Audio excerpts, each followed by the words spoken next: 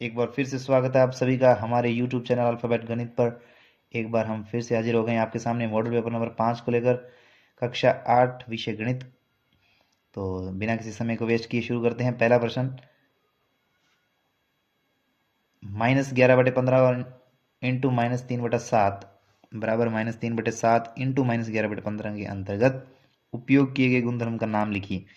तो आप यहाँ देख पा रहे हैं कि पहले जो संख्या लिखी है उसका क्रम बदला गया है। आगे इसको पहले लिख दिया, इसको बाद में लिख दिया। तो गुणा के लिए क्या होता है, 5 को 4 से गुणा कर दो, चाहे 4 को 5 से गुणा कर दो, बराबर ही आता है, दोनों के मान 20 होता है। ठीक है, तो गुणन के अंदर क्रम विनिमयता पाई जाती है, यानी क्रम बदलने पर कोई भी फर्क नहीं पड़ता है, कोई भी अंतर नहीं आता है, तो इसे बोलते हैं गुणन क्रम विनिमयता। ठीक है, तो आगे जो आपके ऑप्शन है, पहला ही ऑप्शन है गुणन क्रम विनिमयता। ठीक है, तो पहला ही ऑप्शन सही हो जाएगा, गुणन क्रम विनिमयता। नेक्स्ट है प्रश्न संख्या 2। तो प्रश्न संख्या 2 क्या कह रहा है, निम्नलिखित में से कौन एक चर वाला रैखिक समीकरण नहीं है। एक चर वाला रैखिक समीकरण नहीं, मतलब एक चर होना चाहिए, X Y P Q R S जो होते हैं इसमें एक चर होना चाहिए। ठीक है, ये जो चर होते हैं उनमें एक चर इसमें होना चाहिए। तो 2x+5, 2x+5, तो इसमें तो एक चर है, एक चर वाला समीकरण नहीं है, ये पूछा आपसे, नहीं होना चाहिए। तो नेक्स्ट देखेंगे 3x+y, तो इसमें दो चर आ गए, x और y, तो ये दो चर वाला है, एक चर वाला नहीं है, तो ऑप्शन नंबर हो जाएगा ब। ये वाला क्वेश्चन जो है ये मिसप्रिंट है। ठीक है, तो प्रश्न संख्या 3 मिसप्रिंट है, इसमें प्रश्न सही नहीं लिखा हुआ है। नेक्स्ट देखेंगे प्रश्न संख्या 4। संख्याओं 30 व 40 के मध्य एक पूर्ण वर्ग संख्या है। संख्याओं 30 व 40 के मध्य पूर्ण वर्ग संख्या कौन सी आती है, देखो 32 किसी का वर्ग नहीं होता, 33 किसी का वर्ग नहीं होता, 36 6 का वर्ग होता है, तो ये पूर्ण वर्ग संख्या है। ठीक है, 6 का वर्ग 36 होता है, 5 का 25, 6 का 36, 7 का 49, तो 30 से 40 के बीच में एक ही आती है, वो कौन सी है, 36, तो ऑप्शन नंबर हो जाएगा स। नेक्स्ट है, निम्न में से कौन सी पूर्ण घन संख्या नहीं है। तो पूर्ण घन संख्या देखो 13 31, ये 11 का घन होती है, ये 1000 है, ये 10 का होती है। ठीक है, 216 6 का होती है, 6 का घन होता है, तो 243 किसी संख्या का घन नहीं होता है, तो ऑप्शन नंबर इसमें भी सही आ जाएगा। 60 विद्यार्थी में से 25% विद्यार्थी गणित में रुचि रखते हैं, तो गणित में रुचि नहीं रखने वाले, तो देखो 60 का 25% गणित में रुचि रखते हैं, 60 का 25% कैसे निकालेंगे, 60 इंटू 25/100, 25 चौके 100, 4 से 60 काटा 15 बार, तो 15 तो गणित में रुचि रखते हैं, शेष नहीं रखते, तो 15 रखते हैं, तो 60 में से बाकी कर दो 15, जो रह गए वो नहीं रखते हैं, 10 में से 5 गए 5, 5 में से गए 4, 45 जने नहीं रखते, तो ऑप्शन नंबर ब आ जाएगा। देखिए नेक्स्ट, 0 में से 5x घटाने पर प्राप्त होता है, तो 0 में से माइनस करने हैं, 0 माइनस 5x, तो क्या आएगा, माइनस के 5x प्राप्त होंगे, तो ऑप्शन नंबर इसमें स आ जाएगा। नेक्स्ट है प्रश्न संख्या 8। तो प्रश्न संख्या 8 क्या कहता है, 2 की घात 3 की घात 2 का मान है, 2 की घात 3 की घात 2 का मान, तो a की घात m की घात n, a की घात m और उसकी घात n हो तो घातों का गुणा हो जाता है, घातें m इंटू n हो जाती हैं, तो 3 इंटू 2 6 हो जाएगी, 2 की घात कितनी हो जाएगी, 6 हो जाएगी, तो ऑप्शन नंबर आ जाएगा। नेक्स्ट देखेंगे प्रश्न संख्या 9। तो प्रश्न संख्या 9 क्या कहता है, किन्हीं 3 पूर्ण संख्याओं के लिए गुणन साहचर्य नियम लिखिए। तो 3 संख्याएं मान लीजिए, 3 संख्याएं ए बी सी हैं, तो उनके लिए गुणन साहचर्य नियम क्या होता है, ए गुणा ब्रैकेट के अंदर बी गुणा सी, यानी पहले बी गुणा सी कर लो फिर ए से गुणा करो, चाहे वो बराबर होता है किसके, पहले ए इंटू बी कर लो और सी से गुणा बाद में कर लेना। ठीक है, ए गुणा ब्रैकेट बी गुणा सी बराबर होता है ए गुणा बी ब्रैकेट में और गुणा सी, तो ये होता है गुणन साहचर्य। आपके लिए योग के लिए साहचर्य पूछ ले, गुणन की जगह योग, तो गुणा की जगह प्लस प्लस लिख देना है। ठीक है, प्रश्न संख्या आगे देखेंगे 10। प्रश्न संख्या 10 में क्या है, समीकरण 3x बराबर 2x + 18 को हल कीजिए।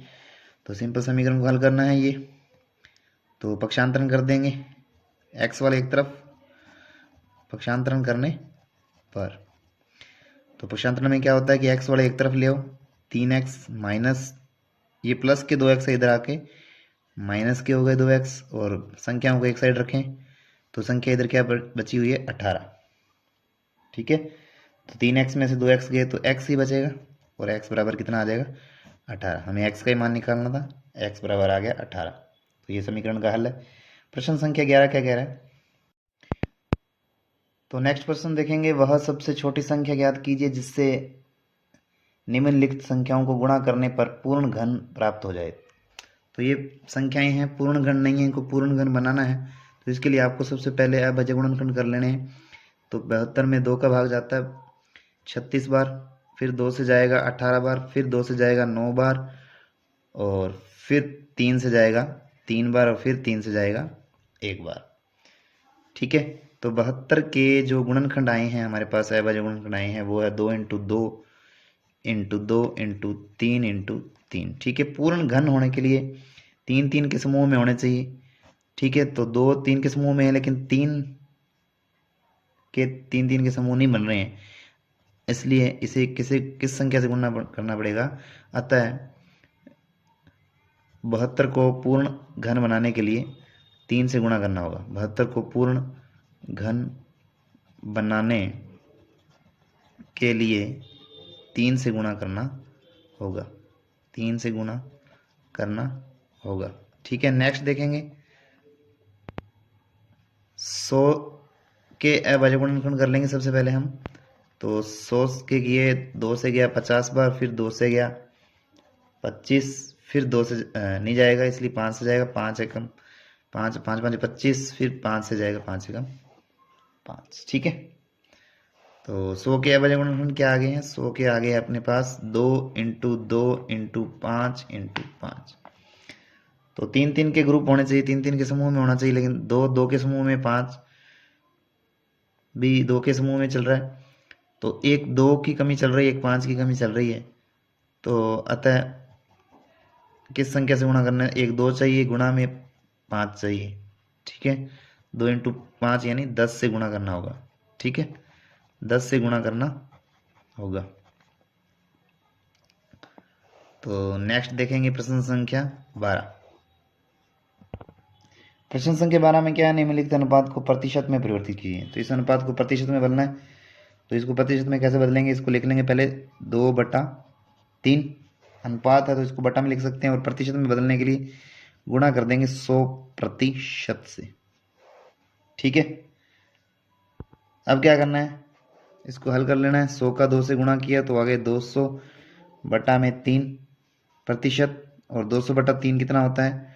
तो भाग दे के देखिए, 200 में 3 का भाग दिया, 3 6 के 18, 20 में से 18 के 2, ऊपर से उतार लीजिए 0, 20 वापस 3 6 के 18।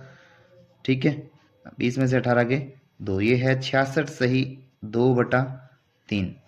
इसको लिख सकते हैं आप 66 सही 2/3%।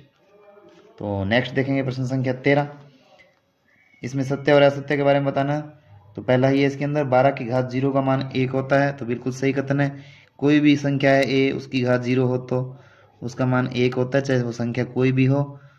तो पहला प्रश्न हो गया आपका सत्य। इसी का सेकंड देखेंगे, -4 की घात -2 का मान 1/16 होता है, तो इसको सोल्व करके देख लेते हैं। -4 की घात -2 है, तो इसको हम लिख सकते हैं 1/-4 की घात 2 लिख सकते हैं, और 1/4 की घात 2 को अपने -4, ये 2 बार आएगा -4 इंटू -4, तो -4 इंटू -4 कितने हो जाएंगे? प्लस के 16, तो 1/16। तो बिल्कुल ये भी कथन सत्य है। नेक्स्ट देखेंगे इसका थर्ड। तो इसका थर्ड क्या है? 3 की घात 3, 3 की घात 4, 3 की घात 5, ये तीनों गुणा में हैं, इसका मान 3 की घात 30 होता है। तो चेक कर लो, 3 की घात, तो ये गुणा में है तो घातें जुड़ जाती हैं। घातों का मान होना चाहिए 5 4 9 और 3 12, 3 की घात 12 आना चाहिए, 30 आ रहा है, तो ये कथन असत्य है। 2 की घात 3 की घात 2, तो a की घात m और उसकी घात n हो तो होता है a की घात m इंटू n, यानी घातों का गुणा हो जाता है। घात की घात हो तो घातों का गुणा हो जाता है, तो 2 की घात 3 की घात 2 है, तो गुणा हो जाएगा 3 और 2 का, 3 दूनी 6, तो 2 की घात 6 आना चाहिए था। ठीक है, और 2 की घात 6 का मान 2 को 6 बार लिख के गुणा करेंगे तो 2 तो नहीं आएगा। ठीक है, ज़्यादा ही आएगा, इसलिए ये भी कथन असत्य होता है। नेक्स्ट देखेंगे प्रश्न संख्या 14, रिक्त स्थानों की पूर्ति कीजिए। फर्स्ट है, इसमें चतुर्भुज के सभी अंतःकोणों का मापों का योग होता है, तो कितना होता है? 360 डिग्री होता है, सभी को पता है। एक चतुर्भुज में विकर्णों की संख्या कितनी होती है? तो एक चतुर्भुज के अंदर 2 विकर्ण होते हैं, आमने सामने के जो कोणों को मिला बिंदुओं को मिलाने वाले रेखाखंड विकर्ण होते हैं ना, तो वो 2 विकर्ण होते हैं। समांतर चतुर्भुज के यहाँ 2 आ जाएगा, यहाँ 360 आ जाएगा। समांतर चतुर्भुज के सम्मुख कोण ए और सी हों तो सम्मुख कोण बराबर होते हैं, ए बराबर सी आ जाएगा, कोण ए बराबर कोण सी। समांतर चतुर्भुज का गुण होता है कि उसके सम्मुख कोण बराबर होते हैं, सम्मुख भुजाएं भी बराबर होती हैं। ठीक है, और नेक्स्ट है, एक आयत के विकर्ण ए सी और बी डी हैं, ए सी बराबर 10 है, तो आयत के विकर्ण हमेशा बराबर होते हैं। ए सी 10 है तो दूसरा विकर्ण बी डी भी क्या होगा? 10 सेंटीमीटर होगा। ठीक है, नेक्स्ट देखेंगे प्रश्न संख्या 15। प्रश्न संख्या 15 में क्या है? खंड ए का खंड ब से मिलान कीजिए। तो खंड ए और खंड ब का मिलान करना है, इनमें गुणा करना है। 4 इंटू 7 पी है, तो 4 का 7 से गुणा होगा 28 और पी आ जाएगा, तो 28 पी आएगा, तो किससे मिल जाएगा? ये 2 से। नेक्स्ट है 4 पी इंटू 7 पी, तो संख्या का संख्या से गुणा होगा, 4 सत्ते 28 माइनस की पी की square, P into P, P की स्क्वायर माइनस 28 पी की स्क्वायर आएगा। और नेक्स्ट है 4 पी इंटू 7 पी क्यू, तो 4 का गुणा 7 से होगा एक, तो माइनस 28 आएगा, माइनस की 4 है ना, तो माइनस के 28 आएगा। और पी का गुणा होगा तो पी स्क्वायर आएगा, साथ में क्यू भी है तो क्यू भी आएगा, तो माइनस 28 पी स्क्वायर क्यू आएगा। नेक्स्ट है 4 पी की क्यूब है और माइनस के 3 पी है, तो माइनस की 3 का 4 से गुणा करेंगे तो माइनस के 12, संख्या तो आएगी माइनस के 12। ठीक है, वैसे पता चल रहा है इससे मिलाना है। और पी की घात 3 है और पी वापस गुणा करेंगे तो पी की घात 4 हो जाएगी। ठीक है, तो नेक्स्ट देखेंगे प्रश्न संख्या 16। प्रश्न संख्या 16, एक दंड आलेख दिया गया है। तो एक तरफ तो लिखा हुआ शैक्षणिक वर्ष, विभिन्न शैक्षणिक वर्ष लिखे हुए हैं, और एक तरफ लिखा है कक्षा 8 के विद्यार्थियों की संख्या। तो 2003-4 में कितनी थी? 100 थी। 2004 में, जो 4-5 में कितनी थी? 5-6 में थी, 6-7 में। ये दे रखा है और इसको देखकर आपको क्वेश्चनों के आंसर देने हैं। तो देखते हैं पहला इसका। तो पहला प्रश्न है, इस दंड आलेख में आलेख द्वारा क्या सूचना दी गई है? तो इसमें क्या है? इस दंड आलेख में विभिन्न शैक्षणिक वर्षों में कक्षा 8 में छात्रों की संख्या दी गई है, हमें अभी ग्राफ में देखा था। और सेकंड है, किस वर्ष में विद्यार्थियों की संख्या में अधिकतम वृद्धि हुई है? तो यहाँ से अपने देख सकते हैं, देखो 2003-4 के बाद ये ग्राफ एकदम से बढ़ा है, तो इसमें इतनी वृद्धि हुई है, और इसमें कम हुई है, यहाँ से इतना ही बढ़ा है, ये ग्राफ भी इतना ही सा बढ़ा है, ये थोड़ा सा बढ़ा है। तो सबसे ज़्यादा अंतर किस में? इनमें है।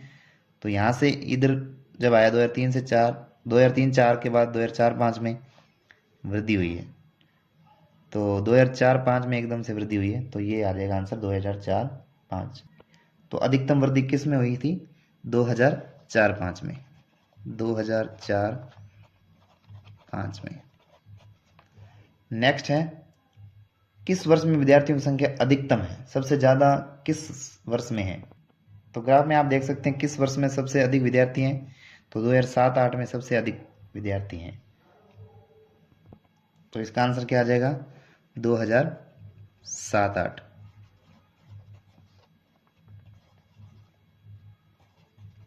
तो नेक्स्ट है चौथा प्रश्न, बताइए कि यह सत्य है या असत्य 2005-6 में विद्यार्थियों की संख्या 2003-4 की संख्या की दुगनी है। तो देखते हैं।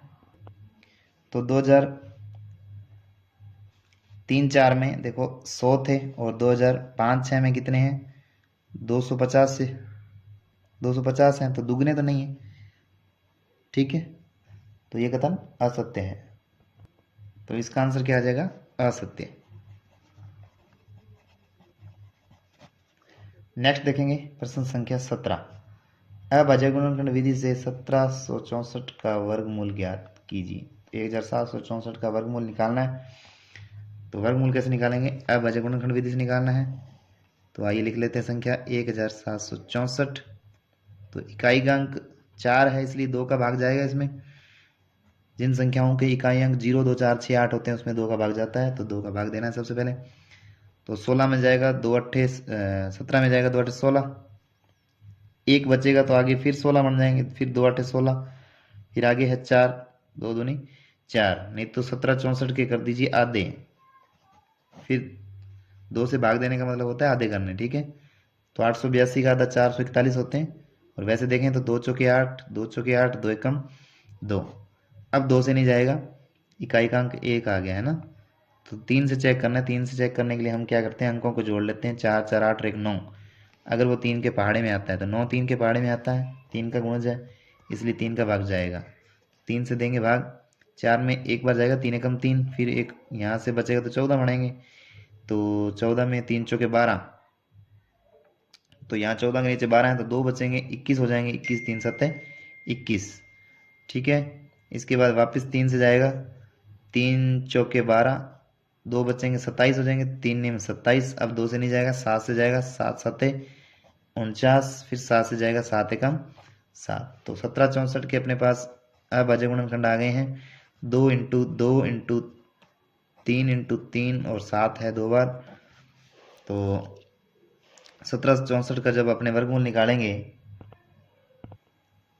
तो लिखेंगे 1764 का अंडर रूट, और यहाँ संख्याएं कौन सी ले लेंगे, 2 2 के जोड़े बनाएंगे और उनमें से एक एक संख्या ले लेंगे। तो यहाँ से 2 आएगा, इधर से आएगा 3 और यहाँ से आएगा 7। तो आंसर क्या आ जाएगा, 2 3 6 6 7 42। नेक्स्ट देखेंगे प्रश्न संख्या 18। तो 18वां क्वेश्चन है, किसी समांतर चतुर्भुज के दो आसन कोणों की माप बराबर है तो समांतर चतुर्भुज के सभी कोणों की माप ज्ञात करो। तो 2 आसन कोण दिए हैं जिनकी माप बराबर है और सभी कोण निकालने, चारों कोण ज्ञात करने।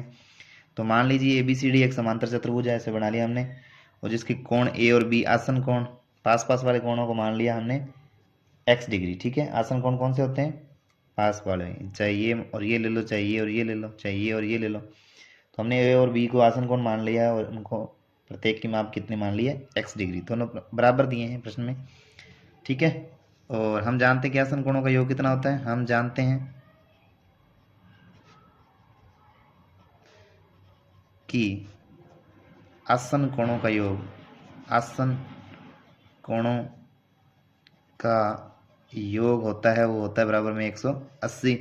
अतः x प्लस कोण x प्लस कोण x दोनों कितने होने चाहिए, 180 के बराबर होने चाहिए। x और कोण x कितने हो गए, 2 कोण x बराबर 180 हो गए। तो यहाँ से कोण x का मान क्या आ गया, 180 बटा में 2 यानी 90 डिग्री। 180 में 2 का भाग देंगे तो 90 डिग्री, ठीक है। अतः कोण A भी 90 आ गया, कोण B भी 90 आ गया, तो B भी कितना आ गया, 90 डिग्री, ठीक है। और कोण C कितना आ जाएगा, ये 90 है, ये भी 90 आ गया अभी। तो आमने सामने के कोण भी बराबर होते हैं, सम्मुख कोण बराबर होते हैं समांतर चतुर्भुज के अंदर। तो B और C भी क्या आ जाएंगे, 90 डिग्री आ जाएंगे, सॉरी C और D भी क्या आ जाएंगे, 90 डिग्री आ जाएंगे, ठीक है। ये 90 है तो इसके सामने वाला 90, C भी 90, और ये भी 90 है तो इसके सामने ये भी 90, ठीक है। यहाँ लिख देंगे 90 डिग्री और D भी लिख देंगे 90 डिग्री। क्यों लिखेंगे, क्योंकि सम्मुख कोण बराबर होते हैं, ठीक है। सम्मुख कोण बराबर, इसमें भी क्या लिख देंगे, यही सेम सम्मुख कोण बराबर होते हैं। तो चारों कोण आगे ABCD। नेक्स्ट देखते हैं प्रश्न संख्या 19। यदि किसी शहर में 60% व्यक्ति क्रिकेट पसंद करते हैं, 30% व्यक्ति फुटबॉल पसंद करते हैं और शेष अन्य खेल पसंद करते हैं, तो ज्ञात कीजिए कि कितने प्रतिशत व्यक्ति अन्य खेल पसंद करते हैं। और यदि कुल व्यक्ति 50 लाख हैं तो प्रत्येक प्रकार के खेल को पसंद करने वाले व्यक्तियों की यथार्थ संख्या ज्ञात कीजिए। तो क्रिकेट पसंद करने वाले 60% हैं, फुटबॉल पसंद करने वाले 30% हैं। तो आपको याद करना है कि कितने प्रतिशत व्यक्ति अन्य खेल पसंद करते हैं। तो अन्य खेल पसंद करने वाले, अन्य खेल पसंद करने वाले कितने हैं, प्रतिशत में कितने हैं देखो, तो टोटल होता है 100%, और उसमें से 60 और 30 ये कम कर देंगे, 60 भी कम करने और 30 भी क्या करने, कम करने हैं। 60% और 30% हमने कम कर दिए हैं, तो देखो कितने रह गए, 100 में से 60 गए तो 40, 40 में से 30 गए तो 10%। तो 10% लोग हैं जो अन्य खेल पसंद करते हैं। उसके बाद क्या कहा है, यदि कुल व्यक्ति 50 लाख हैं तो प्रत्येक प्रकार का खेल पसंद करने वाले व्यक्तियों की यथार्थ संख्या निकालिए। तो अलग अलग सभी खेलों को पसंद करने वाले लोगों की संख्या भी निकालनी है। तो कुल व्यक्ति कितने हैं, कुल व्यक्ति 50 लाख, ठीक है। और इसको अपने संख्या के रूप में लिखें, ठीक है। कितने आ जाएंगे, 50 लाख में 5 जीरो आते हैं, 1 2 3 4 5, तो ये हो गए 50 लाख, ठीक है। तो अब आपको निकालना है अलग अलग सबके। तो पहले हम निकाल लेते हैं क्रिकेट पसंद करने वाले व्यक्ति, क्रिकेट पसंद करने वाले व्यक्ति। तो ये कैसे निकालेंगे, कुल संख्या का कितने प्रतिशत है, 60%। तो प्रश्नानुसार निकाल देंगे 50 जो लाख हैं, 50 लाख का कितने प्रतिशत, 60%, ठीक है। तो 50 लाख इंटू 60%, हटाएंगे तो बटा में आ जाएगा 100, 2 जीरो से ये वाली 2 जीरो कट गई, ठीक है। तो अब गुणा कर देंगे, 5 का 6 से गुणा किया तो आ जाएगा 30, और जीरो कितनी आएंगी, 1 2 3 4 ये वाली और एक ये वाली, 1 2 3 4 5, ठीक है। तो ये कितने हो गए, 30 लाख, कितने हो गए ये, 30 लाख। नेक्स्ट देखते हैं, सेकंड है आपके फुटबॉल पसंद करने वाले। तो फुटबॉल पसंद करने वाले कितने हैं, फुटबॉल पसंद करने फुटबॉल पसंद करने वाले कितने प्रतिशत हैं, वो हैं आपके पास 30%। तो फिर 50 लाख का कितना, 30%, ठीक है। 30% निकालना है, तो 50 लाख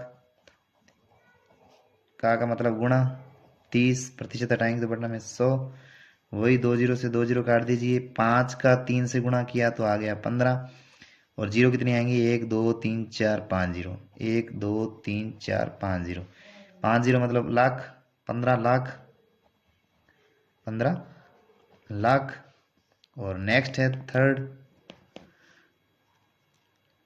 अन्य, अन्य खेल पसंद करने वाले, अन्य खेल पसंद करने वाले। तो अन्य खेल पसंद करने वाले कितने, 10% हैं। तो 50 लाख का 10% निकालना है, का 10% कैसे निकालेंगे, 50 लाख लिखेंगे, का मतलब गुणा 10%, हटाएंगे तो बटा में 100 लगाएंगे, 2 जीरो से 2 जीरो काटेंगे, 5 का 1 से गुणा करेंगे तो 5 एकम 5, और जीरो कितनी है, 1 2 3 4 और 5, 1 2 3 4 5, यानी 5 लाख लोग अन्य खेल पसंद करते हैं। तो अब देखते हैं नेक्स्ट प्रश्न संख्या 20। नेक्स्ट देखते हैं प्रश्न संख्या 20, माल से लदा हुआ एक ट्रक 25 मिनट में 14 किलोमीटर चलता है, यदि चाल वही रहे तो वह 5 घंटे में कितनी दूरी तय करेगा, ठीक है। तो उसी चाल में रहे तो समानुपात में रहेगा, प्रत्यक्ष अनुपात में रहेगा, ठीक है। तो ये प्रत्यक्ष अनुपात का क्वेश्चन है, और यहाँ से हम देखेंगे, यहाँ 25 मिनट दिया है और इधर 5 घंटे में पूछा, तो इकाइयाँ बराबर करनी पड़ेगी आपको।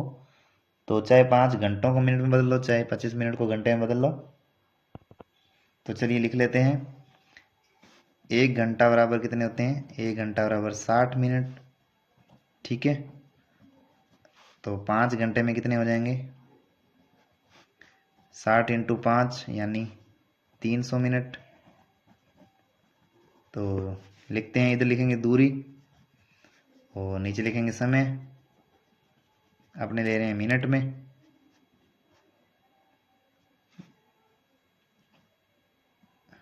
समय मिनट में ले रहे हैं। तो नेक्स्ट देखेंगे, यहाँ लिख देंगे दूरी कितनी, जब दूरी चली 14 किलोमीटर तो टाइम लगा 25 मिनट, अब दूरी पूछिए, मान लीजिए वो x है और उसमें टाइम लग रहा है कितना, 300 मिनट का। तो ये लिखेंगे प्रत्यक्ष अनुपात में है। प्रत्यक्ष अनुपात की स्थिति है, प्रत्यक्ष अनुपात की स्थिति है। तो प्रत्यक्ष अनुपात की स्थिति में कैसे याद करते हैं, इसके बटा में ये बराबर इसके बटा में ये, यानी 14 के बटा में 25 बराबर x के बटा में 300। तो यहाँ से सोल्व कर लेंगे अपने, x का मान निकालेंगे तो 25 का x से गुणा हो जाएगा 25x, ये आ जाएगा 25x। और 14, 300 का गुणा 14 से होगा 300 इंटू 14।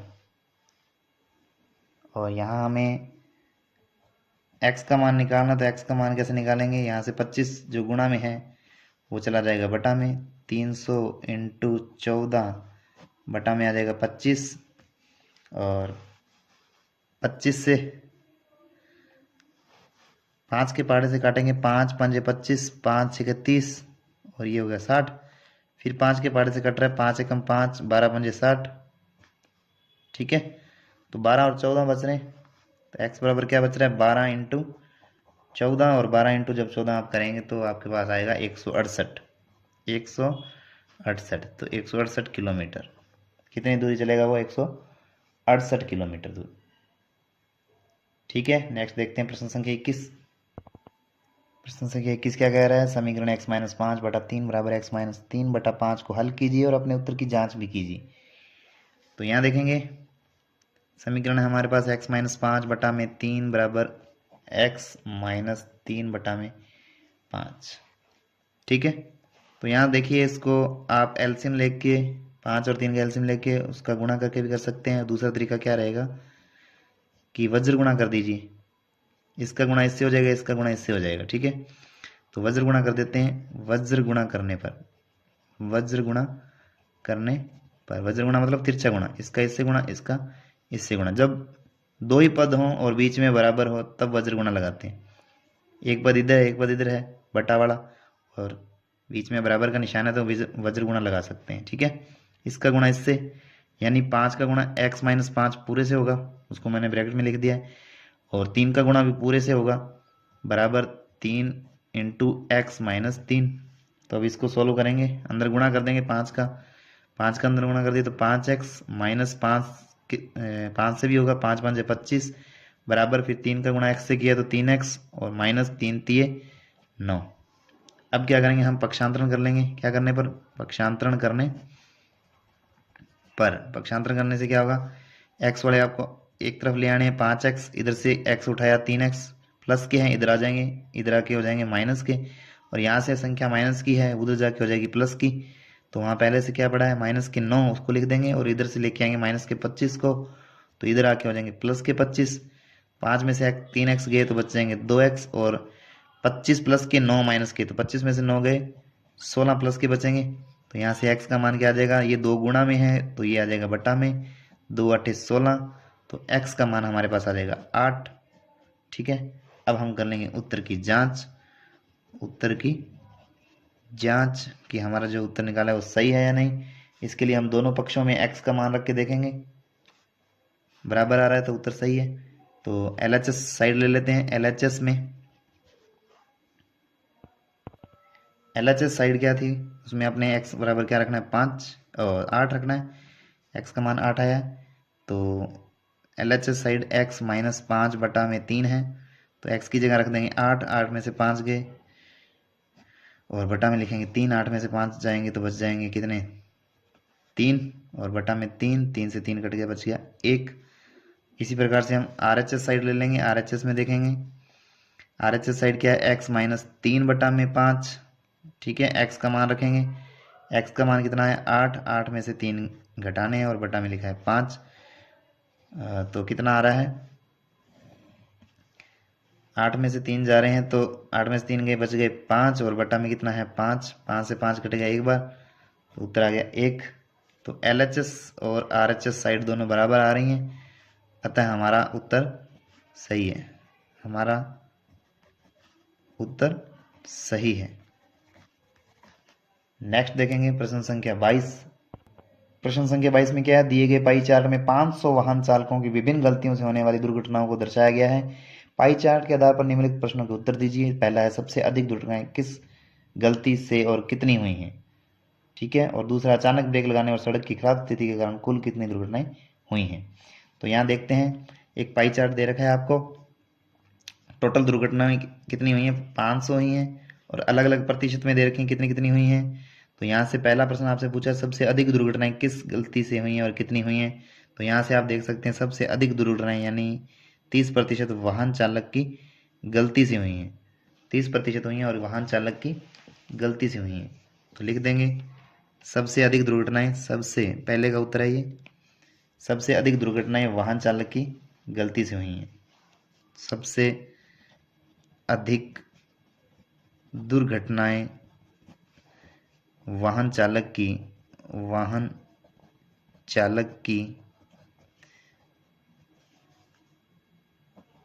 गलती से हुई हैं। ठीक है। और सेकंड इसका पूछा है आपसे, कितनी हुई है, इसमें ही पूछा है कितनी हुई हैं। तो 500 का 30% कितनी हुई है संख्या, तो निकालेंगे 500 का मतलब गुणा होता है 30%, हटाएंगे तो बटा में 100 लगा देंगे, 0 से 2 0 से कट जाएंगे 2 0, 5 का गुणा 3 से किया तो आ जाएगा 15, और एक 0 है 150। तो कितनी हुई है, 150 दुर्घटनाएं हुई हैं। नेक्स्ट इसका सेकंड है, अचानक ब्रेक लगाने और सड़क की खराब स्थिति के कारण कुल कितनी दुर्घटनाएं हुई हैं। तो दुर्घटनाएं कितनी हुई है वो पूछी हैं। अचानक ब्रेक लगाने, तो अचानक ब्रेक लगाने से 12%, और सड़क की खराब स्थिति से 15%, तो मिला के हो गई 27%। ठीक है। तो कुल कितनी हुई हैं,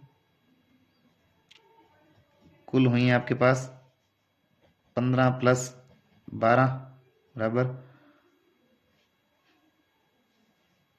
15 + 12% जोड़ देंगे तो कितने हो जाएंगे, 27%। और संख्या निकालेंगे, तो संख्या कैसे निकालेंगे, 500 का 27%, उसमें पूछा है कितनी दुर्घटनाएं हुई हैं, संख्या में पूछा है। तो 500 का 27% ज्ञात करना है, तो 500 का मतलब गुणा 27%, हटाएंगे तो बटा में 100 लगाएंगे, 2 0 से 2 0 कट गई, बच के आ गया 27 × 5, 27 का 5 से गुणा करना है, 5 7 हो गए 35, हासिल 3, 5 दूनी 10 और 3 13, 135 दुर्घटनाएं। ठीक है। नेक्स्ट है प्रश्न संख्या 23, निम्नलिखित व्यंजकों के गुणनखंड कीजिए। फर्स्ट है इसका a² + 8a + 16। तो इसके गुणनखंड करने तो कैसे करेंगे गुणनखंड, ये है आपके पास a² + 8a + 16, इसके गुणनखंड करने हैं। ठीक है। तो देखो ये है 16 और इधर है a के साथ 1 ही है, तो 16 का 1 से गुणा करें तो 16। ठीक है। और ये बीच में संख्या कौन सी है, 8। ठीक है। तो 8 के कुछ ऐसे दो टुकड़े करने हैं जिससे क्या हो, उन दो संख्याओं का गुणा करें तो 16 आए और जोड़ने पर 8 आए। तो देखो 4 और 4 जो होते हैं, जोड़े तो 8 होता है और गुणा करने पर 4 चौके 16 आता है। ठीक है। 6 और 2 भी 8 होते हैं, लेकिन 6 का 2 से गुणा करने पर 12 आता है, गुणा करने पर 16 आना चाहिए, जोड़ने घटाने पर वापस 8 आना चाहिए। तो हम a² + 8a को क्या लिख सकते हैं, 4a + 4a और प्लस ये वाले 16। 8a को 4a + 4a लिख दिया, जोड़ के टुकड़े करके लिख दिए हैं, जोड़ेंगे तो वापस 8a बन रहा है। अब क्या करना है, यहाँ से a कॉमन आ रहा है, a² + 4a में से क्या कॉमन आ रहा है, a, दोनों में a कॉमन है, तो यहाँ क्या रहेगा a, यहाँ से a बाहर चला गया तो सिर्फ 4 बचेगा, a + 4। ठीक है, यही यहाँ बनेगी संख्या। तो 4a + 16 है, तो 4 16 दोनों 4 के पहाड़े में आते हैं, तो 4 कॉमन आ रहा है। ठीक है। तो यहाँ बच जाएगा a, 4 तो बाहर चला गया, 16 में से देखो 4 का पहाड़ा बोलेंगे तो 4 बार आता है, 4 चौके 16, तो यहाँ आ जाएगा 4।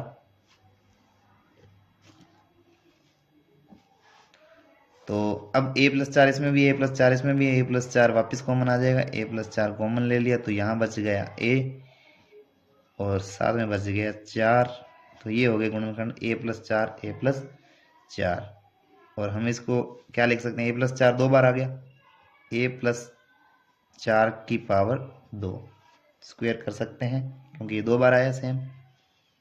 ठीक है, नेक्स्ट देखेंगे इसी का सेकंड। ये है आपके पास p square minus 10p plus 25। इसको कैसे सोल्व करेंगे, यहाँ देखिए ये संख्या 25 है, इधर कोई संख्या नहीं है, तो इन दोनों का गुणा 25 और एक का गुणा 25 आना चाहिए। और माइनस जो 10 है इसके ऐसे टुकड़े करने हैं, जोड़ने घटाने पर माइनस 10 बने और गुणा करने पर 25 बने। तो ऐसे कौन से टुकड़े हो सकते हैं, ये प्लस के 25 बनाने हैं ना, -5 -5, तो -5 माइनस के 10 होते हैं और गुणा करें तो माइनस इंटू माइनस प्लस के हो जाएंगे और 5 इंटू 5 25 हो जाएगा। तो पी स्क्वायर -5p लिख सकते हैं 10 को तोड़ के, और ये प्लस 25। यहाँ से p कॉमन आ रहा है तो अंदर बच रहा है p -5, और यहाँ भी देखो माइनस के अंदर बचाने तो बाहर माइनस कॉमन लेना पड़ेगा, यहाँ प्लस है ना तो माइनस बाहर कॉमन ले लो तभी ये चेंज हो जाएगा। और 5 और 25 में से कॉमन क्या आ रहा है, 5। ठीक है, p में से तो कॉमन आएगा नहीं, तो 5 बाहर आ गया तो अंदर सिर्फ क्या बच गया, p प्लस का हो जाएगा माइनस क्योंकि बाहर माइनस है। 25 कितनी बार आता है, 5 5 25, p -5 वापस कॉमन आ रहा है तो p -5 कॉमन ले लेंगे, यहाँ क्या बचेगा p और माइनस के 5 बचेंगे, p -5 ठीक है, ये गुणनखंड हो गए। तो p -5 दो बार आ गया तो इसको हम दो बार ऐसे स्क्वायर करके लिख सकते हैं। ठीक है, ये आपका आंसर हो गया। नेक्स्ट देखेंगे थर्ड। तो जो पीछे हमने सवाल किए हैं इसको उस तरीके से भी कर सकते हैं और इसको इस तरीके से भी कर सकते हैं। अगर ये हम इसको इस प्रकार से लिख पाए कि a square plus 2ab plus B square, तो ये किसके बराबर होता है, a प्लस बी की होल स्क्वायर के बराबर होता है। ये एक सर्वसमीका होती है, a plus B whole square किसके बराबर होता है, a square plus 2ab plus B square. तो इस सर्वसमीका का उपयोग करके भी हम इसको सोल्व कर सकते हैं। देखें 25m की स्क्वायर है तो इसको हम लिख सकते हैं 5m स्क्वायर। इसको 2ab के रूप में लिखना है, 30 को 2ab के रूप में लिख सकते हैं, 2 इंटू 5m इंटू 3। ठीक है, 5 3 15। और b को हम क्या लिख सकते हैं, 3 की स्क्वायर, तो ये b हो गया, ये a हो गया ना। तो अगर ये ऐसा लिखा हुआ है a square plus 2ab plus B square, ठीक है, तो इसको हम लिख सकते हैं ये a है और ये b है ना। इसको लिख सकते हैं हम a प्लस बी की होल स्क्वायर, यानी 5m, a कितना है 5m, b कितना है 3, इसकी होल स्क्वायर, ये आंसर आ जाएगा। तो पिछले क्वेश्चन को भी इस तरीके से किया जा सकता है। ठीक है, पर आपको ये पता होना चाहिए कि इस प्रकार से ये इस फॉर्म में लिखा जा रहा है या नहीं लिखा जा रहा। तो लिख सकते हैं, तो इसको फिर सर्वसमीका का उपयोग करके हम ऐसे ज्ञात कर सकते हैं। जैसे 49y स्क्वायर है तो इसको हम लिख सकते हैं अभी 7, 49 का स्क्वायर आपको पता होना चाहिए, 49 किसकी स्क्वायर होती है 7 की। ठीक है, और y इसको इकट्ठा लिख के इसके ऊपर स्क्वायर लिख दी, 7 7 49y स्क्वायर। तो 84 को 2 इंटू ए इंटू बी के रूप में लिखना है, तो इसको 2 से तो तोड़ सकते हैं, 2 से गुणा किया तो इसका आधा देखो, 84 का आधा कितना होता है 42। तो पीछे 42 बचे, पीछे 42 को क्या लिख सकते हो 6 7 42। ठीक है, पहले इसको कर लो, 36 के क्या होंगे 6 और z और इसकी स्क्वायर। ठीक है, तो b जो है वो हमारा 6 रहने वाला है, 6z रहने वाला है। ठीक है, तो z को 6z लिखेंगे और 6 7 42 होता है, तो y को 7y लिख देंगे और z को क्या लिख देंगे 6z, क्योंकि हमने यहाँ 6z बनाना है, 6z हो गया। तो ये a square plus 2ab plus B square के रूप में लिखा गया है, a स्क्वायर प्लस 2ab+b² बराबर क्या होता है, a+b की होल स्क्वायर। ये सर्वसमीका होती है। अतः बराबर में क्या आ जाएगा, a कितना है अपने पास 7y और b कितना है 6z, तो ये हो जाएगा 7y और b कितना है 6z, इसकी होल स्क्वायर। ये आपका आंसर आ गया है। अब इसके अथवा वाले सवाल देख लेते हैं। तो है 5x² - 6x, भाग में 3x था, तो भाग से हटा के हमने लगा लिया बटा में। अब क्या करना है, देखो ऊपर कॉमन आ रहा है x इसमें भी, x इसमें भी है, तो एक x आपका कॉमन आ रहा है, संख्या में कोई कॉमन नहीं आ रही है, तो x कॉमन ले लिया, तो यहाँ रह गया अंदर 5x और x बाहर चला गया, तो यहाँ रह गया सिर्फ 6 और बटा में है 3x, x से x कट गया है, तो क्या बच गया अभी 1/3, 5x - 6, 5x - 6 बचा और बटा में 3 बचा, उसको हमने बाहर ले लिया, 1/3 लिख दिया। और यहाँ देखिए, यहाँ भाग में y की घात 4 था, तो ये भाग वाला कहाँ आ जाएगा, बटा में। ठीक है, तो यहाँ देखो y की घात इसमें 8 है, इसमें 6 है, इसमें 4 है, तो 4 को बाहर कॉमन ले सकते हैं। ठीक है, तो y की घात 4 कॉमन आ सकती है, और क्या कॉमन आ सकता है, संख्या कॉमन नहीं आएगी, तो अंदर देखो क्या बचेगा 3, y की घात 8 बाहर गई तो 4 रह गई यहाँ, -4, y की घात 6 है, 4 बाहर गई तो यहाँ रहेगी 2, +5 और y की घात 4 बाहर चली गई, ओनली 5 बचेगा, और बटा में क्या है y की घात 4, y की घात 4 से y की घात 4 कैंसिल हो जाएगा, तो यहाँ बच गया आपके पास 3y की घात 4 - 4y की घात 2 +5। आंसर आ गया है।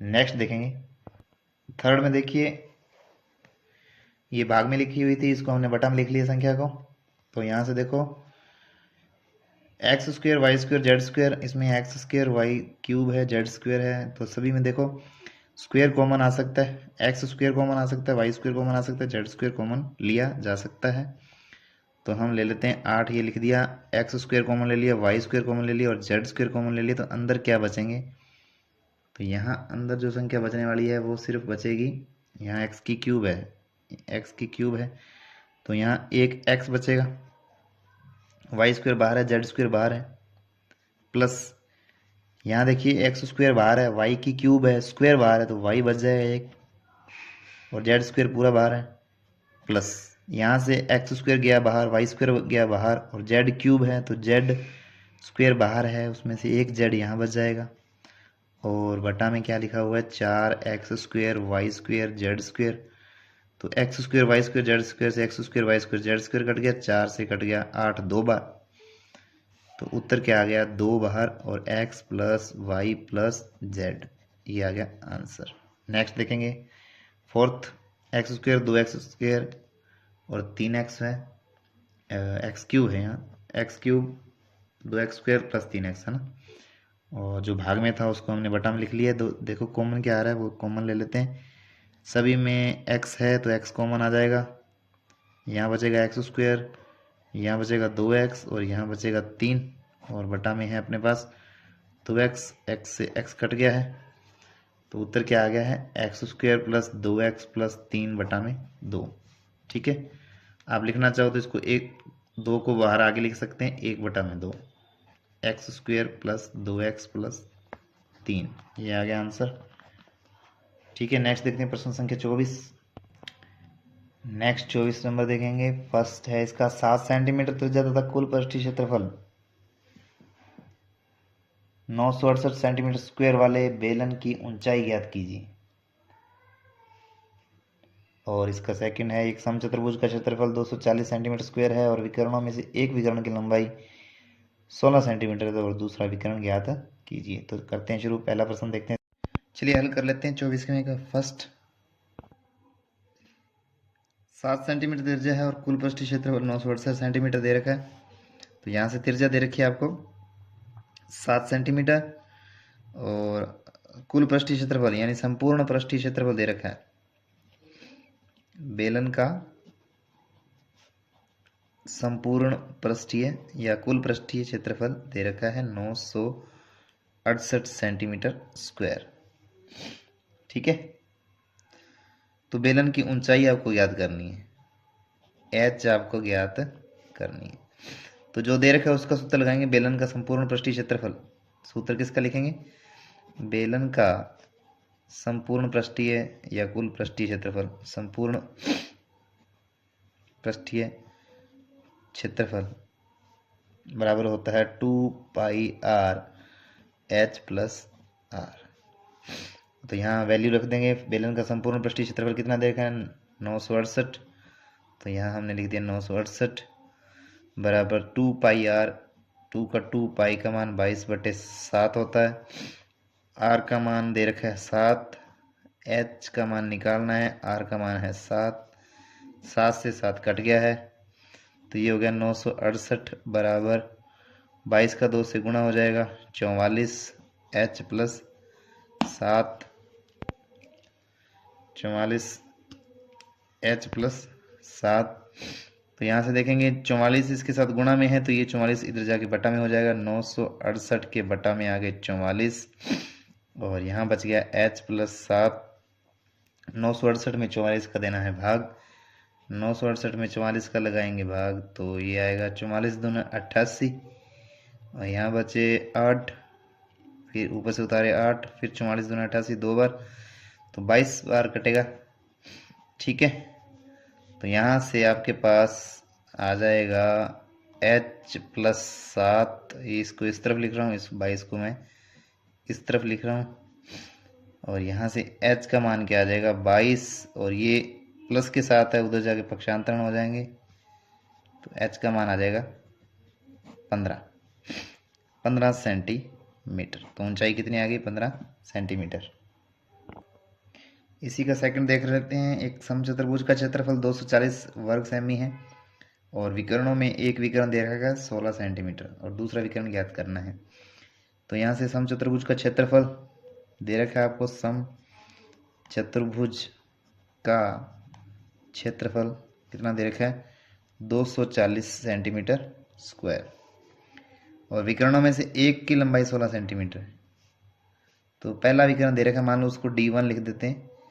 एक विकर्ण D1 है 16 सेंटीमीटर और दूसरा विकर्ण D2 आपको ज्ञात करना है।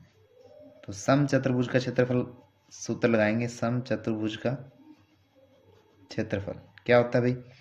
1/2 गुणा विकर्णों का गुणनफल, विकर्णों का गुणनफल मतलब D1 इंटू D2। समचतुर्भुज का क्षेत्रफल दे रखा है 240, तो इधर लिख देंगे 240, 1/2 को 1/2 गुणा D1, D1 दे रखा है आपको 16 इंटू D2 आपको ज्ञात करना है। 2 से 16 कट रहा है 8 बार। ठीक है, तो 8D2, इसको मैं इस तरफ लिख रहा हूँ, इसको इस तरफ लिख रहा हूँ, तो 8D2 इसको पहले लिख रहा हूँ, इसको बाद में लिख रहा हूँ। 8D2 बराबर 240। चलिए देखते हैं इसके अथवा का क्वेश्चन है। किसी भवन के फर्श में समचतुर्भुज के आकार की 3000 टाइलें हैं और इनमें से प्रत्येक के विकर्ण 45 सेंटीमीटर एवं 30 सेंटीमीटर लंबाई के हैं।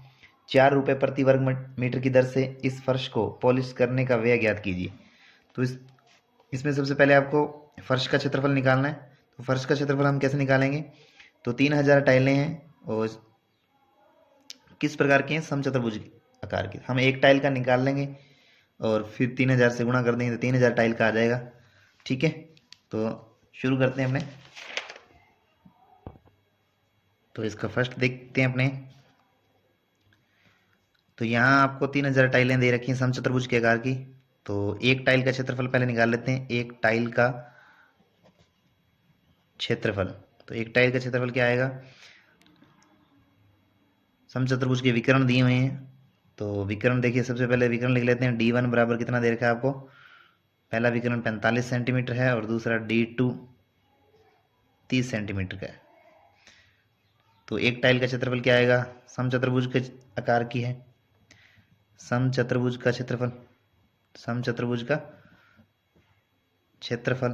तो समचतुर्भुज क्षेत्रफल क्या होता है? 1/2 गुणा विकर्णों का गुणनफल D1 इंटू D2, और यहाँ से 1/2 गुणा D1 का मान है 45, D2 का मान है 30, तो यहाँ से 2 से 30 कट जाएगा 15 बार, तो क्या बचेगा 45 इंटू 15, और 45 इंटू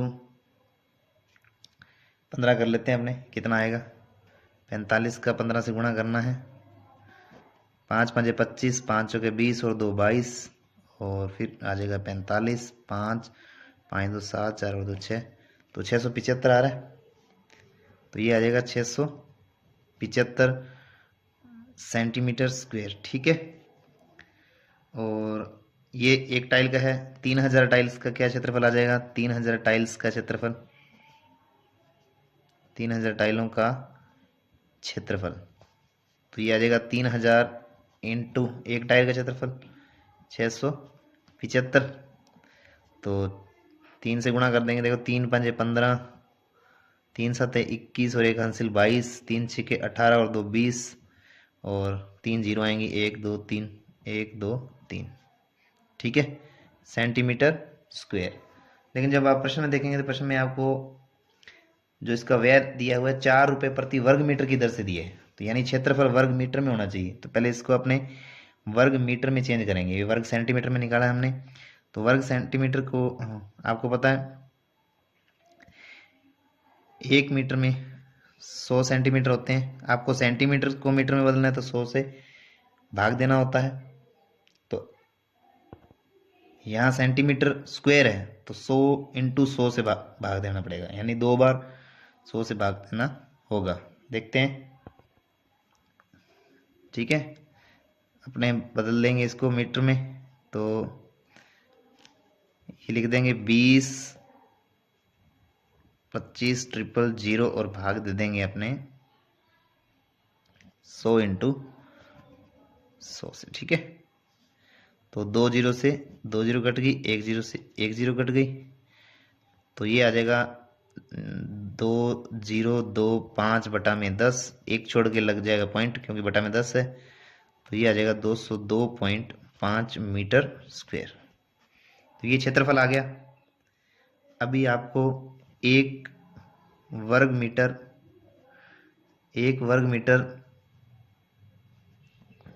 फर्श को पॉलिश करवाने का खर्चा कितना है, पॉलिश करवाने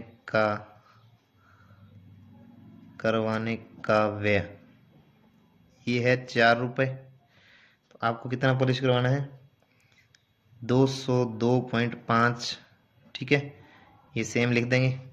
करवाने का व्यय कितना आ जाएगा 4 इंटू 202.5, 4 से गुणा करेंगे तो ये आ जाएगा आपके पास 810 रुपये 0 पैसे, ठीक है। 4 5 20 हासिल 2, 4 दूनी 8 और 2 10, ठीक है, हासिल 1 आ जाएगी, 4 का 0 बार बोलेंगे तो 0 आएगा, 0 में 1 जोड़ेंगे तो 1 आ जाएगा, फिर 4 का पार्टा 2 बार बोलेंगे, 4 दूनी 8 आ जाएगा, ठीक है, और 1 छोड़ के पॉइंट लगेगा तो 810.0, यानी 810 ही होते हैं, 810 रुपये आंसर आ जाएगा। इसका सेकंड क्या है, मोहन एक समलंब के आकार का खेत खरीदना चाहता है। इस खेत की नदी के साथ वाली भुजा सड़क के साथ वाली भुजा के समांतर है, ठीक है। ये नदी के साथ वाली भुजा और सड़क के साथ वाली भुजा क्या है, समांतर है, और लंबाई में डबल है, लंबाई में दुगुनी है। यदि इस खेत का क्षेत्रफल 10,500 वर्ग मीटर है और दो समांतर भुजाओं के बीच की लंबवत दूरी, इन दोनों के बीच की लंबवत दूरी 100 मीटर है, तो नदी के साथ वाली भुजा की लंबाई ज्ञात करो। नदी के साथ वाली भुजा, इसका मान चाहिए अपने को। तो चलिए शुरू करते हैं। तो मान लेते हैं जो सड़क के साथ वाली भुजा x है और जो नदी वाली भुजा है वो सड़क की भुजा की डबल है, उसको मान लेते हैं 2x है, ठीक है। तो आपको दे रखा है समलंबाकार खेत का क्षेत्रफल कितना दे रखा है भाई, 10,500 मीटर स्क्वायर, और दोनों भुजाओं के बीच की दूरी दे रखी है,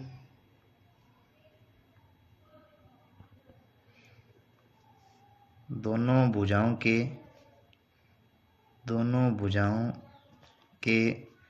बीच लंबवत दूरी दे रखी है आपको, कितनी दे रखी है भाई? समलंब चतुर्भुज का क्षेत्रफल लगाएंगे। समलंब चतुर्भुज का क्षेत्रफल ज्ञात करने का सूत्र क्या होता है भाई? 1/2 गुणा समांतर भुजाओं का योग। समांतर भुजाओं का योग, ठीक है, और गुणा उनके बीच की लंबवत दूरी, ठीक है, उनके बीच की लंबवत दूरी। तो यहाँ समलंब चतुर्भुज का क्षेत्रफल आपको दे रखा है 10,500 और 1/2 गुणा समांतर भुजाओं का योग। समांतर भुजाओं का योग यानी x और दूसरी भुजा 2x है, इंटू उनके बीच की दूरी कितनी है? 100 है। तो यहाँ से देखें तो 2 से 100 कट रहा है 50 बार, ये आ जाएगा 10,500। इस 50 का x और 2x कितने हो जाएंगे भाई?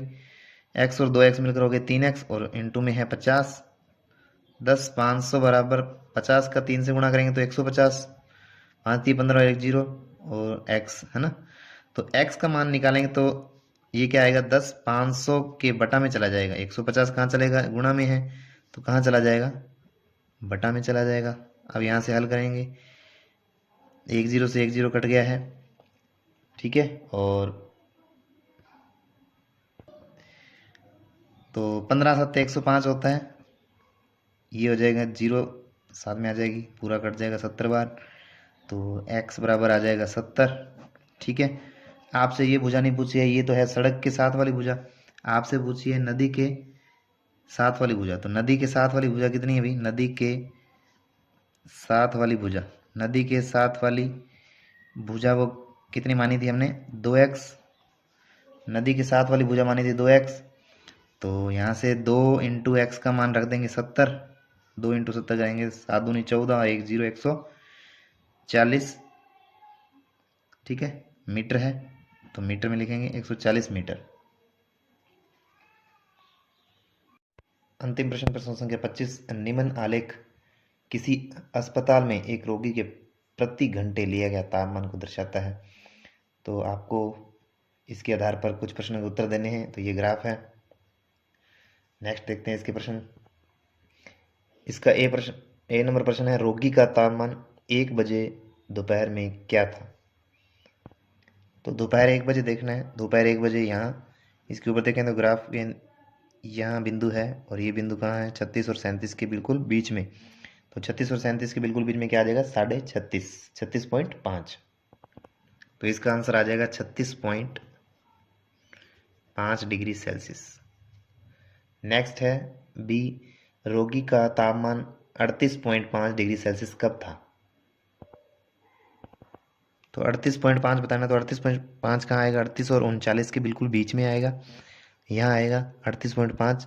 तो इसकी सीध में इधर चलें तो यहाँ कौन सा पॉइंट है? ये वाला पॉइंट है, और ये कितने बजे है? 12 बजे। तो दोपहर 12 बजे। तो रोगी का टेम्परेचर 38.5 कब था? 12 बजे। नेक्स्ट सी क्या है? इस पूरे अंतराल में रोगी का तापमान 2 बार एक समान ही था, ये 2 समय क्या क्या थे? तो ग्राफ में देखेंगे अपने, यहाँ देखेंगे किस समय एक समान था। तो ये यहाँ और यहाँ एक समान है, कितने बजे है? 1 बजे और 2 बजे। तो सी का आंसर क्या आ जाएगा? 1 बजे व 2 बजे। 1 बजे व 2 बजे। नेक्स्ट है 1:30 बजे दोपहर रोगी का तापमान क्या था? इस निष्कर्ष पर आप कैसे पहुंचे? तो दोपहर 1:30 बजे बताना, तो 1:30 कहाँ आएगा? 1 और 2 के बिल्कुल बीच में। इस तरफ ऊपर जाएंगे तो ग्राफ को कहाँ टच करेगा? यहाँ, और ये इस बिंदु के इधर देखेंगे तो ये 36 और 37 के बिल्कुल बीच में आएगा, तो ये आएगा 36.5 डिग्री। तो आप यहाँ कैसे पहुँचे हैं? हमने 1:30 बजे टाइम देखना है, तो 1:30 कहाँ बजेंगे? 1 और 2 के बिल्कुल बीच में। तो इस तरफ हमने एक्स अक्ष पर देखा, और एक्स अक्ष के ऊपर जब हम गए ग्राफ पर, तो ग्राफ को यह जहाँ काटता है उसमें हमने वाई अक्ष पर देखा, टेम्परेचर लिखा हुआ है, वो 36 और 37 के बिल्कुल बीच में बिंदु प्राप्त हुआ। तो ये 36 और 37 के बिल्कुल बीच में क्या है? ये 36.5 डिग्री को दर्शाता है, ठीक है। तो इस प्रकार से हम यहाँ पहुँचे। तो 1:30 पर कितने डिग्री टेम्परेचर था? 36.5 डिग्री सेल्सियस। नेक्स्ट आ जाता है, किन अंतरालों में रोगी का तापमान बढ़ने का रुझान दिखाता है? तो ग्राफ में आप देख सकते हैं सबसे पहले रोगी का टेम्परेचर 9 से 10 तक बढ़ता है, फिर 10 बजे से 11 के बीच में भी बढ़ता है, फिर वापस घटता जाता है, वापस फिर कब बढ़ता है, 2 से 3 के बीच वापस बढ़ता है। तो 9 से 10, 10 से 11 और 2 से 3 के बीच ये टेम्परेचर बढ़ता है। तो इसका आंसर क्या लिखेंगे, 9 से प्रातः 9 से 10 बजे के बीच, प्रातः 9 से 10 के बीच, फिर प्रातः 10 से 11 बजे के बीच, 11 बजे के बीच, तथा लास्ट में कब बढ़ता है, दोपहर 2 से 3 के बीच, दोपहर 2 से 3 के बीच टेम्परेचर क्या करता है, बढ़ने का रुझान दिखाता है। अब इसके अथवा का क्वेश्चन देखते हैं। अथवा में क्या दे रखा है, निम्न तालिका पेट्रोल की मात्राएं एवं उसके मूल्य बताती हैं। पेट्रोल की मात्रा इधर दे रखी लीटर में और पेट्रोल का मूल्य दे रखा है रुपयों में। 10 लीटर के लिए 500 रुपये, 15 लीटर के 750 रुपये। तो इस प्रकार से आपको इन आंकड़ों को दर्शाने के लिए एक आलेख बनाना है और ये बताना है कि क्या ये रेखिक आलेख है, और यह भी बताना है कि यदि पेट्रोल की मात्रा 5 लीटर हो तो उसका मूल्य क्या होगा। तो इस प्रकार से हमें ग्राफ बनाना है। एक्स अक्ष पर हमने लिख लिया है पेट्रोल की मात्रा और वाई अक्ष पर हमने लिख लिया है पेट्रोल का मूल्य। इस प्रकार से अपने ग्राफ बनाना शुरू करेंगे। हमने एक्स अक्ष पर ले ली है पेट्रोल की मात्रा, पेट्रोल की मात्रा इस तरफ, और वाई अक्ष पर हमने ले लिया है पेट्रोल का मूल्य। तो वाई अक्ष पर लिया है हमने पेट्रोल का मूल्य, ठीक है, रुपयों में, और ये है लीटर में तेल। अब तो जो हमें आंकड़े दिए हैं उस हिसाब से 5 लीटर पेट्रोल का मूल्य नहीं दिया है, 10 लीटर पेट्रोल का मूल्य है 500 रुपये दिया है। 10 लीटर 5 लीटर का आपको ज्ञात करना है, 10 लीटर का दिया है 500, तो 10 लीटर का कितना दिया है 500, तो यहाँ आ जाएगा। उसके बाद 15 लीटर का दिया है 750, तो 15 लीटर का 750, 15 तो ये रहा, और 750 इसकी सीध में 700 और 800 के बिल्कुल बीच में आएगा लगभग यहाँ। तो दूसरा पॉइंट ये आ गया। तीसरा पॉइंट देखेंगे, 20 लीटर का 1000 रुपये है, तो 20 की सीध में अपने 1000 देखने, तो यहाँ से चले 20 और इधर से 1000, तो लगभग यहाँ आएगा। और नेक्स्ट 25 के लिए कितना है 1250 है, तो 1200 1300 के बीच में आएगा, तो 1300 लगभग ऊपर आएगा यहाँ पे, 1200 और 1300 के बिल्कुल बीच में, ठीक है, तो लगभग यहाँ आएगा। तो ग्राफ पेपर भी बनाना है, बड़ा ग्राफ पेपर होगा आपके पास। अब इनको मिला देंगे, इन बिंदुओं को हमने क्या कर दिया है, मिला दिया है।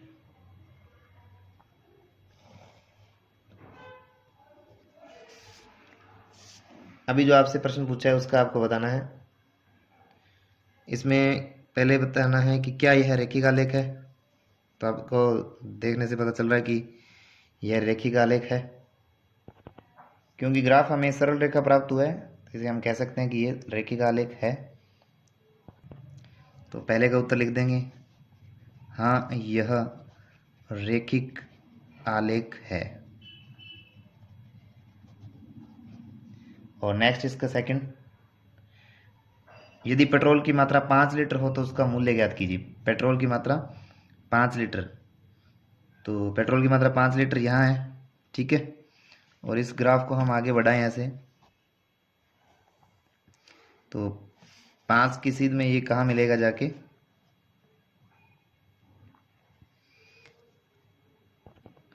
तो ये ग्राफ को लगभग यहाँ मिलेगा, इस पॉइंट पे मिलेगा। तो ये पॉइंट कौन सा भी 200 और 300 के बीच में है, ठीक है, 200 और 300 के बीच में मतलब 250।